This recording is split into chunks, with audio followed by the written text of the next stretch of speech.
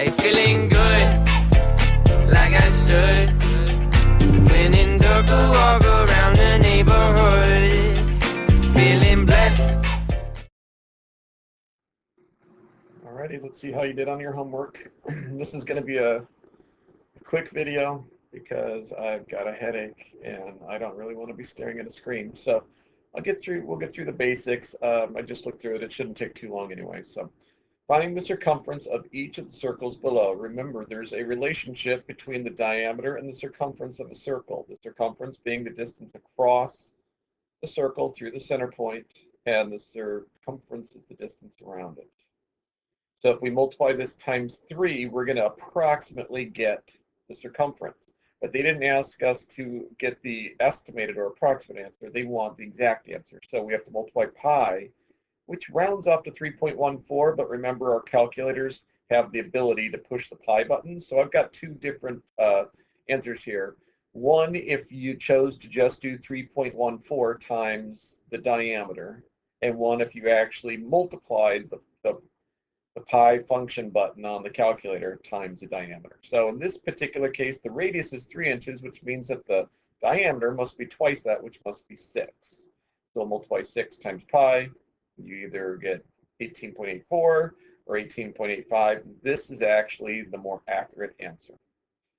Here we're given the diameter, so that's wonderful. All we have to do is multiply it times pi. So you notice that the larger the diameter, the larger the difference in your answer, depending on which variation of pi you choose to use. The rounded off 3.14 or the pi button on the calculator. This is the more accurate measure.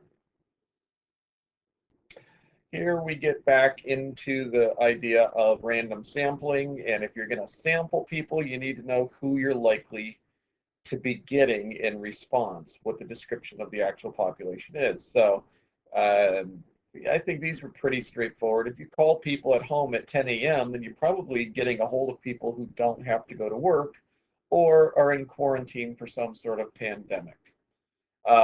Ask every 10th person who leaves the mall. Well, not everybody is able to go to the mall. Some people don't have the money to shop. Some people don't have the means to get there. Some people prefer to shop at local stores rather than going into the malls, which tend to have the chains. Ask people leaving the bank. Okay, well, the people you're going to get there are people that have business to do with the bank. So they've probably got money deposited with the bank, or they're doing it for some kind of business. Mail questionnaires to people, that will canvass a lot of different people. It's going to cost you money to mail it, but then you don't have any control over who fills it out and who gets it back to you. So people who are willing to actually fill out the form and take the time to return that survey to you, and yeah, that's not a lot of people do that. And then ask everyone on the school bus. Well, that is kind of a cluster group because depending on where you live, you're only getting the people who ride on that school bus. So if the issue has to do with the people and the school bus itself, that's great. But if you're trying to reach a greater population, this is just a small segment of it. All right, here are a couple different approaches you can take to figure out this answer. So first of all, a pair of shoes originally cost $42, but it's on sale for 33% off. So what's the new price? So the new price isn't going to be 33% of 42. It's going to be the rest of it because that's the discount. So if we break up a number line into 3 equal parts, technically this is 33 1/3. That's not what this is. This is 33%. So if some people will convert that to a fraction like I did here and say 1/3 of 42 is 14, so 2/3 must be what they're paying. Since you're taking away 1/3, that's the discount, so you're left paying 2/3, so you'd pay $28. That's kind of what this shows as well. But really the more accurate answer is if it's 33% off, that means that you're paying 67%. So you got two different multipliers here. You can either find 33% of 42, which ends up being 1386, and subtract it from 42, or you can take the complement. If it's 33% off, that means you're paying 67%. So you multiply $42 times 0.067, and that ends up being the exact sale price. So this is good for estimating, and yeah, 1/3 is very close to 33%, but it's not exactly 33%. Here's an interesting way to look at the situation with parallel box plots. This was the whole point of the parallel box plots, is so you can compare two sets of data. It says here that the students in Dolan Middle School are competing in an after-school activities in which they earn points for helping run the school. Each team has 30 people, yada, yada, yada. Halfway through the competition, they compared their number of points that I guess that the individuals on the team had earned, and this is what it is. So team one, looks like the minimum's a little bit less than 50, the maximum's a little bit more than 150, the median appears to be right around 100. Team two has a maximum that's more than 150, but a minimum that's less than team one, and the median appears to be a bit higher than 100. So the champion team is the one that has the most points when the scores of all 30 students are added. Which team would you rather be on? Okay, well, they look relatively even, but there's one thing that I noticed here. Remember, these are called quartiles because they each represent 25% of the data. Here's 25% of the students, there's 25% of the students, and here's 25% of the students. All of them add together make 100% of the students.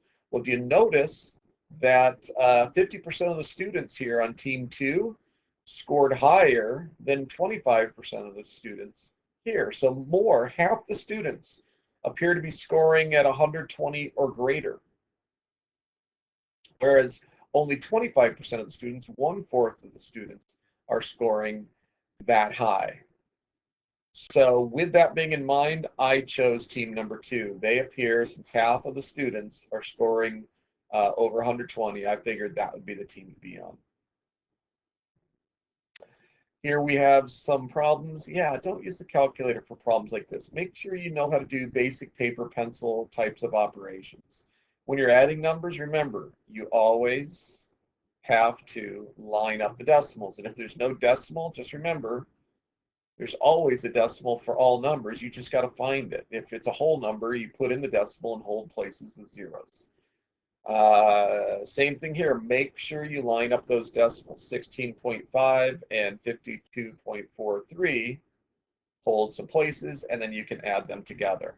This whole idea of holding places is especially important for problems C and D, because while C wasn't too much of a problem, what is this, 31.2, people tend to just work top down.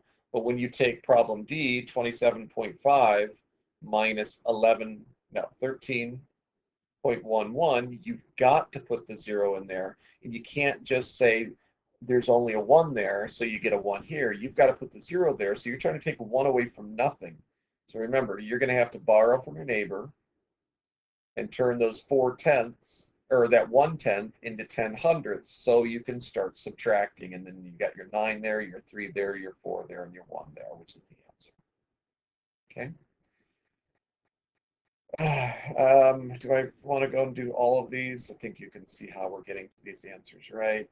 What is this? 6, 8, 9, 3. What is that? I'm wondering if the problem was a little bit different in the online book, and so I put that answer in there. I'm not quite sure why I have that written in there. It's been a while since I've assigned this homework, because it usually comes right around the time of STAR testing, and I don't assign homework. But I think there was an issue with the online book, and the problem was slightly different. So if you got this for your answer, check and see if your problem was different. When you're multiplying decimal numbers together, it's just a matter of keeping track of the number of decimal places. So that would be 270 when you multiply 45 times 6, but that's 4 and 5/10ths, not 45, so you put the 1 decimal back into the answer. And then the last problem.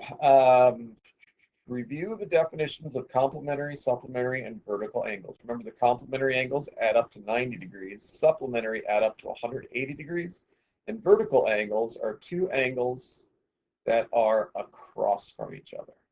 So they are equal to each other.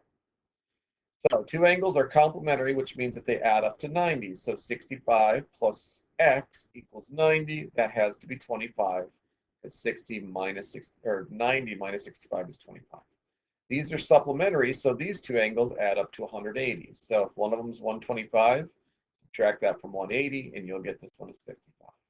And then two vertical angles, once again, they are always equal to each other. Whenever two lines intersect each other, the angles across from each other, which are the vertical angles, are always the same. Same with those two. So if one of them is 63, the other one has to be 63. All right. I hope you did well. Only 10 minutes on this video. That's not too bad. We're going to move on to finding the area of circles and then doing tonight's homework after that lesson. All right. Take care. Hey, feeling good, like I should. When in dark, walk